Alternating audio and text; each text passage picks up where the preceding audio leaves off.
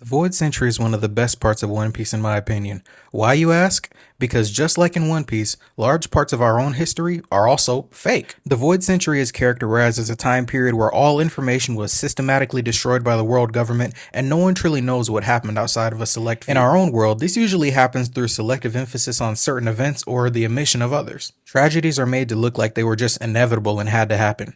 Economic collapses are made to look like they were unavoidable catastrophes instead of total policy failures. There's a near infinite number of things that you have to either find out about on your own or find out the actual truth about on your own, because if they were to be taught alongside everything else, you may have questions that people don't necessarily have answers to. Much like One Piece, the truth only really survives in fragments and in dusty old books and in oral history.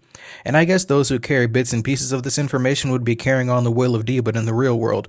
I really appreciate my parents for critiquing the version of history that I was being taught in schools and listening to the events the way they were being taught and being like, I don't know if that's true, because they really didn't want me absorbing nonsense like pro-war propaganda or stuff about our background that is completely false. It feels like every single day I realize that something that I was taught just didn't really make sense, but I guess that's what it's going to be like if I'm going to be in search of truth.